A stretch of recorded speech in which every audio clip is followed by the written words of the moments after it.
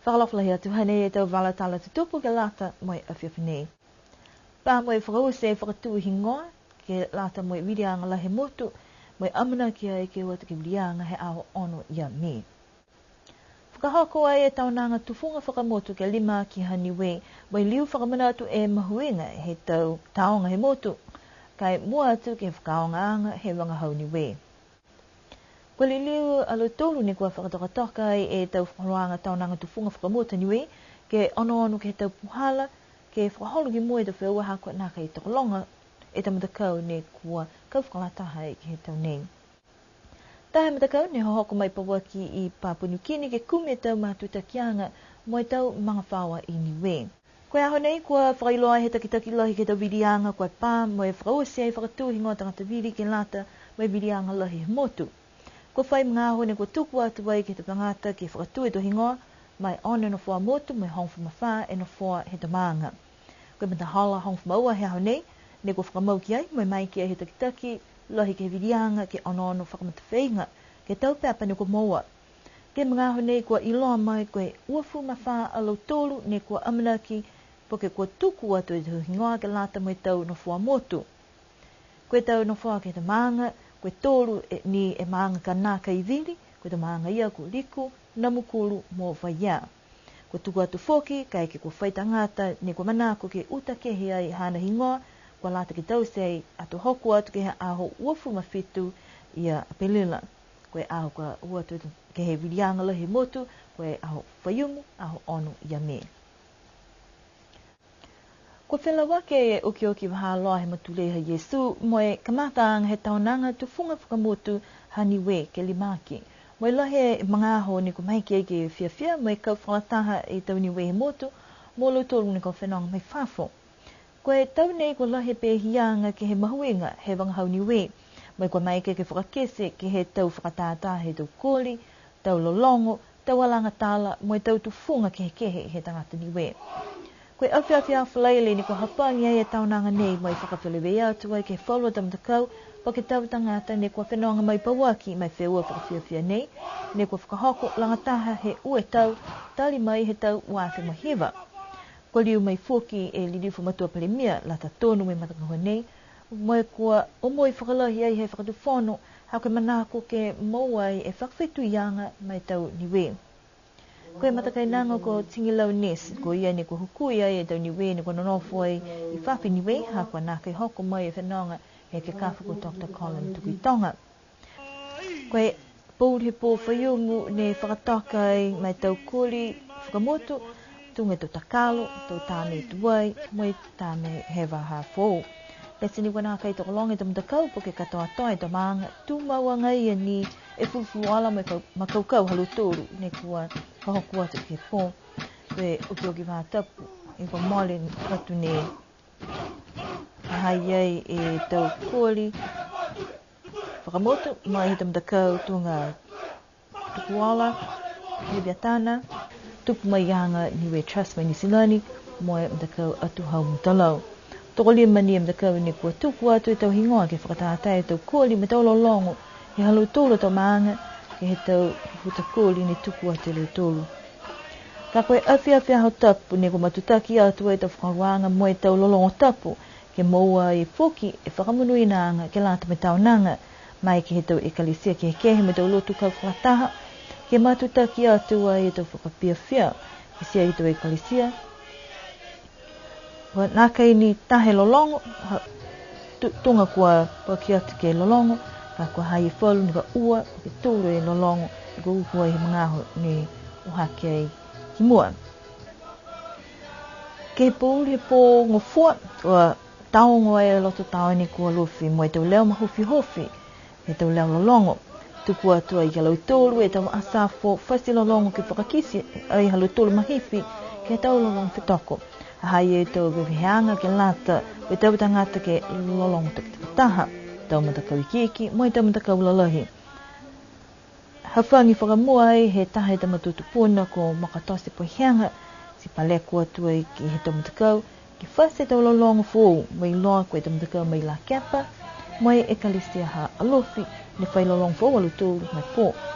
I taki whoki ki se whalo tau atu hau mui, kua loto toa ke tutu, mo lolongo ai tunga e tau whanau ko Jaden i ki tule, ana tuku tonga, mo Asia li he kesi, fluala fuki e tau muki he fuata ko Ioane a leke whawai, kua langatai asa ke he pō. Koe mtakau, ha tupu mai anga Niue Trust mai o kalana, mai whalu, i lo tūru ia mai o salia, ko mai ki ai ke whakakese, koe tau lolongo whalu puhala ke mai ki he tau whanau, ke whakakua e wangahau he mutu. Ko lau tolu nei kua whakatūmau ke kau whakataha ke he taonanga nei tali mai he tau uawhi hong whamataha. Moe kua marikisi ha ke whakahanga e mita ke tau lolongo, moe māmaanga lau tolu ke tau anga whakamutu Niue. Furufruale tau lolongo kai kisia koe lau lahi, kua liwaki mai e tau leo, moe tau kupa lolongo kua lewa sing hau he whai lolongo he tau atu hau. Koe tau lolongo tuai, kua liu whawhangu mai pō. Koe pō ua lahi e fufuala he tau alanga tala, moe tau tala kuku, ne ko mai ke whakakese. Koe tau mamatua, ko mai ke whastiaki mai e tau tala, ke he moui ko hoku ki ai. Moe ko mai ke whoke whala tau atu hafuata ke whakakese, moe whala manatu. Kua kololu e wanghau Niue.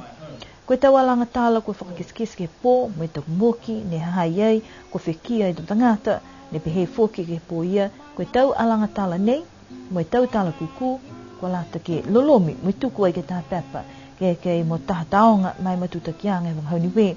Puhala whoki e tau lotumatala ke tā langanga, he tau ki whanga kuku, mo le ua fuli ki whanga ne koe whakakese, moe laulahi e loturia, ne tā langa i he tau whānau fuata, ke he whalu tau whakakuanga e tau se he tau uawhi hong whamalima. Koe aho lotu ne hawhangi e taha whakatātā he tau iepiri ke he mtakawi ko Vaiolama, koe langa uha nei he whakatokatoka e whetoko nei, ko hawhangi e ki te matu whiwhene, ke tuitui e tau ie whakamanaia, koe e kei mo taha taonga mahuinga Niue. Taha ni aho ni whakatoka mai matanga hua ia, tō matutaki atu whoki ke he whala tau tufunga mai tau siusianga sino. Lima veveheanga ni koe tuku ai ke lato me whakaholoanga ia. Whamua koe tau se kito whai hoana, mai kito whai tāni. Tau sianga sino, tui ka pō, tau se tālanga mai tau kalaie, tau koloa whakamutu, mai veveheanga whoki ke lato me tau se tui tapu. Tau kolonga lo tolu ni koe whakamauhi ngoa mai pōsa ki sia lahi e mangaho koe whakatoka, ke tui, mai tālanga i te tau se nei. Ka mata whakamua me mtakau ha taonga Niue, whakakese tau sianga sino, he tau patuiki a Niue i tuai. Mai tahe tau se puta whoki ne ko mahuenga ke tui he tau whiwhene ke he waha, ne hohoku mai e tau misionale. Koe tau whiwa penei ne ko mai ke aike kisia, e tau tufunga ke kehe. Mua atu ke he tau sianga sino, tālanga mai he tau laukou, mo e tau koloa motu.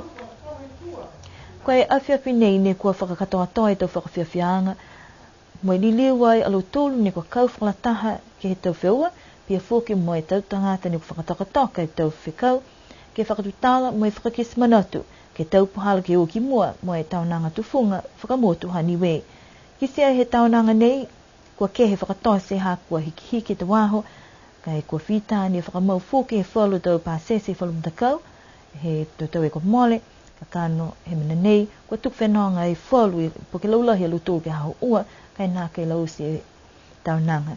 Pese ia, nā kai liu tua e tau manatu, whakatū mau ni ke kumi puhala, ke whakamalolo e halalo papa nei, mai tau matuta kianga, mai tau whakawhetuyanga, he tau tangata Niue.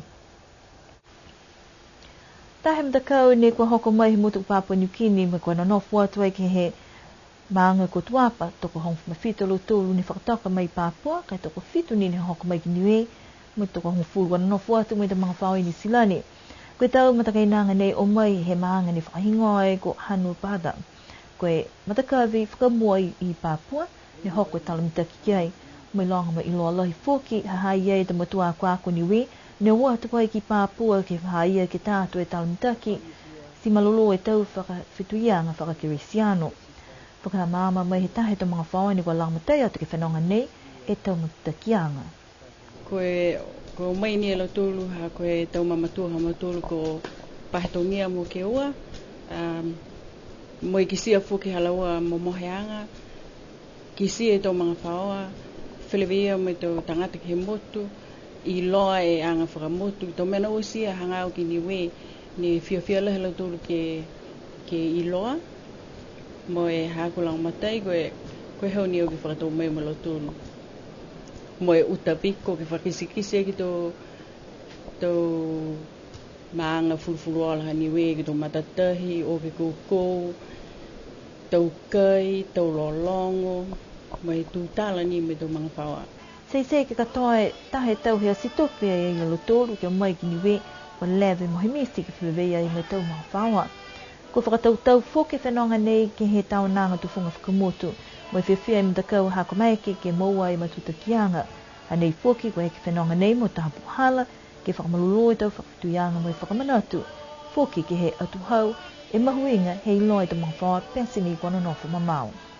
Tō tahe mahuinga, hako tau eklesia fōki ko hakupu, o ato matulu hea tapu ki ai, hako hea lotulu whuka manako ke hako hea iai whuki tau matua he tau eklesia ne whai matu takianga ki he tau tunga tau mamatua gāne ia en ko hakupu ni he matulu ne hoku ki e kai mua atu ni ke eklesia hatu apa. Lahi e mahuinga ke he tau mana tuanga he tau tangata e tau mga whaua e ni o hoku mai. Hako he matulu ato mamatua ni o atu ki whapua, ko he tau mamatua o atu hako e talamitaki, hako e tapu, ke whala e talamitaki ke he mutu ia. Amanat ki e mtakau nei ke tuk whenong hea whalaile mo i manako lutolu ke whakatu mau e tau matuta tiang mo i halutolu tau mga whaua. Whakaus me nei e tau whaatalo te tupu ke lata mai o whiawhinei amanat ki ke lidiu ke whalawepe nei fōki ke whahitap kahau. Ke nuna wha, nui ne pō tō lidiu ke whalawea.